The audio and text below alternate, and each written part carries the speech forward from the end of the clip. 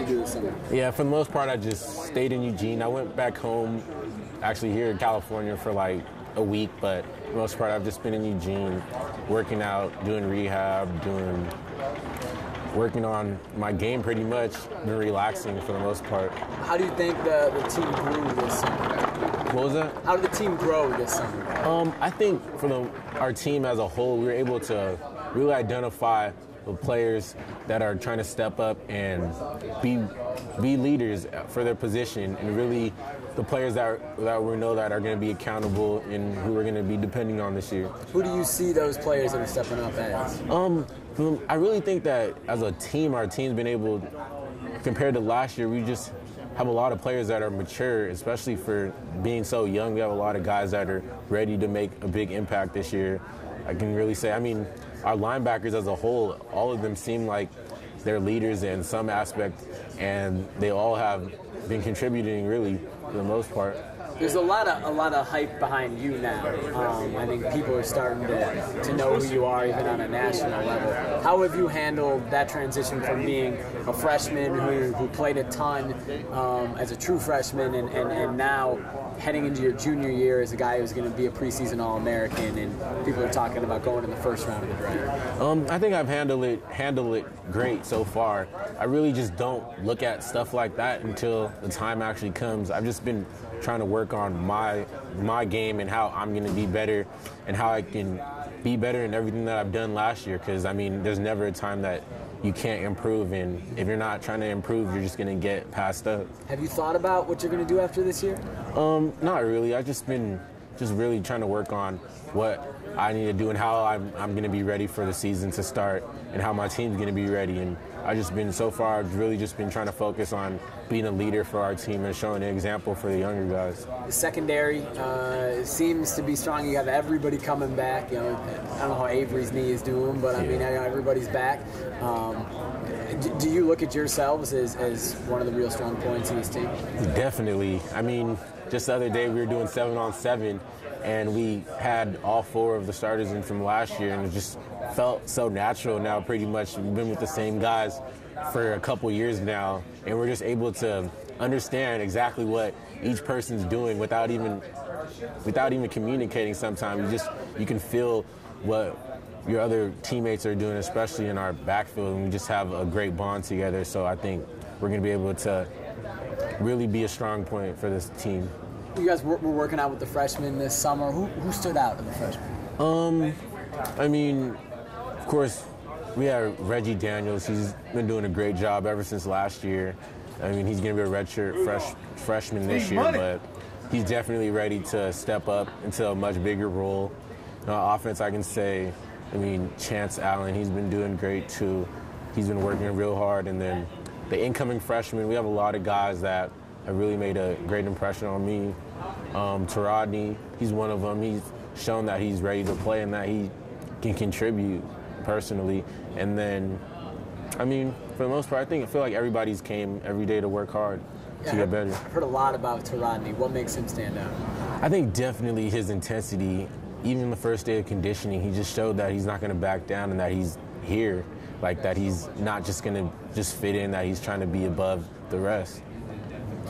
There's one of the big kind of things in the national discussion is new targeting rules. As a defensive player, do you have to change how you play? Definitely not. We're still going to play as fast as we can and as hard as we can, but you just have to work on form, especially your technique and form tackling. But our defensive back coach, we've been working on that for years, and we haven't had a problem as a whole on our defense with personal fouls, especially with helmet to helmet, so I think it will be fun. Does Coach Neal talk to you, or does Coach Helfrich or Coach Aliotti talk to you guys about how to handle the new rules? Not one time, actually. Coach Neal, he's just told us that if you're hitting with your head, you're not hitting right, and he's probably going to end up taking you out because it's dangerous for you. So really, they understand exactly, we understand how we should be playing and how we should be hitting. And sometimes you can't control what somebody does, and if somebody might fall and you might accidentally hit them helmet to helmet, if it happens, it happens, but you're just going to keep playing the same way you can until it happens. Are things different without Chip, Kelly, now that it's been 6 months? Right now it's really the summer, so I can't really say. it's been a little bit different, but for the most part, it's pretty much the same. I think that with Chip gone, we just have I think the players have had to step up and show a more leadership role, especially with a big figure like Chip leaving. Everybody has to step up, not just the head coach. Do you think that the program can keep rolling with this kind of the aura of the swagger of Oregon? Swagger is a word that's overused, I think, but kind of the swagger of Oregon football. Do you think that can keep rolling with Chip gone? Definitely. I think it might even increase, honestly. I think that we just have a lot of players that the coaches that are accountable, and that the coaches understand exactly what we can do, and they've given us a lot more leeway to be individuals. So Johnny Manziel gets all this hype. Everyone talks about Johnny Manziel, Johnny football. Meanwhile, you've got a freshman guy who was a freshman quarterback last year, same year, similar stats in Marcus Mariota for you guys. What do you think when you are watching ESPN or reading tweets and everyone's talking about Johnny football? What goes through your head? I mean, I have a lot of respect for him. Of course, he won the Heisman, so he's shown that he's a great player, but we have a lot of great players here too, and Marcus is one of them, and he's definitely going to make a gigantic impact this year. I think the thing that separates him from everyone else is just his IQ and how he strives for perfection in everything, really. He's a great athlete, but when you can bring athleticism and be almost a 4.0 student, it really changes the game for you.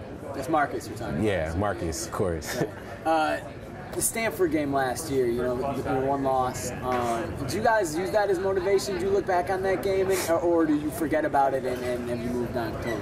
Well, I'm sure when we played them, everyone's still thinking about it after it happened, but the years went on, the year has passed, and we're just really thinking about how we're going to improve and how we're going to play against each team. I mean, Stanford, of course, is going to be a big game this year, but I really think we've just moved on past that, and they played a great game that year, and we're just looking forward to playing them again and redeeming ourselves this year. Have you been in the new facilities yet?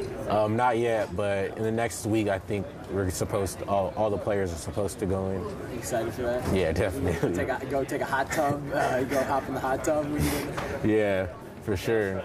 Cold tub too. Those ice baths that you guys do, man, after practice, I don't know how you do it. They look terrible. Are they as bad as they look? I mean, at first, especially when I first got to Oregon, I never wanted to go in them. It was just too cold. But now when you actually realize that you can utilize it, it really helps you, though.